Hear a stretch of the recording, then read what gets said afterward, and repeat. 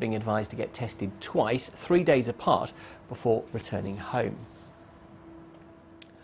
Well, next tonight, please attend your planned operations and hospital appointments. That's the message from NHS bosses in our region.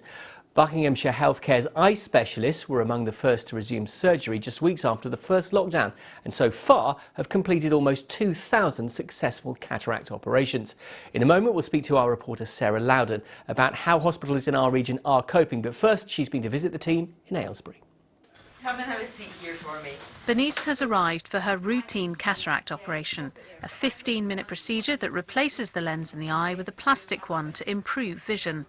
She's one of more than 100 patients who delayed cataract surgery because they were worried about COVID. My first appointment was in April and we'd just gone down into lockdown, so I thought I wouldn't. And then I think I received another appointment sometime in August and I still wasn't comfortable. So I feel a bit comfortable now, so I decided I'll take this appointment. This new unit is dedicated to treating cataracts. It stands alone from the main Stoke Mandeville hospital. Doctors here want to reassure patients it is safe. So we swab our patients 72 hours before they come to theatre. They know that they're negative. They know that everybody else coming in that day is negative. And obviously as staff we're wearing all the appropriate protection and also swabbing frequently to know that we're all negative. This is the most common NHS procedure. The average age of a cataract patient is around 80. And with an ageing population, demand for surgery is increasing. The team here has done nearly 2,000 operations since surgery resumed at the end of May. 120 patients are referred here each week. Currently operating during daytimes, Monday to Friday, they operate on 16 eyes a day. The hope is capacity can be further expanded. Part of the NHS strategy for the long term is to create regional hubs with higher capacity so that patients can get their surgery more quickly. And we hope to be at the forefront of that for Buckinghamshire, Oxfordshire and Berkshire. For Bernice, she's felt reassured by today's experience. I came in, we had the temperature check, that was quite good.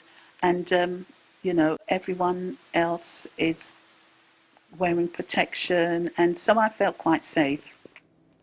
Well, Sarah joins us live now. And Sarah, how are hospitals in our region coping with balancing the pressures of COVID with regular operations and appointments? Well, Joan, the message from our local hospitals is we are open, attend your routine appointments unless you're told otherwise. And as you saw from my visit today to Stoke Mandeville, routine surgery is certainly happening. In fact, in Buckinghamshire, since March, they've carried out more than 5,000 operations, that's of all types. Without doubt, though, there have been delays. You'll remember NHS England put a temporary stop on non-urgent procedures back in the spring lockdown. Well, in Buckinghamshire, there is a backlog of more than 6,000 operations, which doctors are slowly trying to work through as quickly and as safely as they can, but it takes time. Oxford University hospitals have said recently that they too are encouraging people to attend their routine appointments. The difference between now and the beginning of the year, I think, is that NHS trusts are in a much better place to manage their existing services while minimising COVID risk. What changes what they're able to do is just the sheer number of COVID patients they're currently treating. And at Great Western Hospital in Swindon last week, we saw them on the verge of cancelling non-urgent procedures because they had too many COVID patients. They had 70, up from just 6 at the end of September. Fortunately, that number has now dropped to 50. But with all the usual winter pressures that hospitals face, the situation, I think, at any of our local trusts is likely to change week on week as this pandemic progresses. Sarah, thank you very much indeed. Our reporter Sarah Loudon there.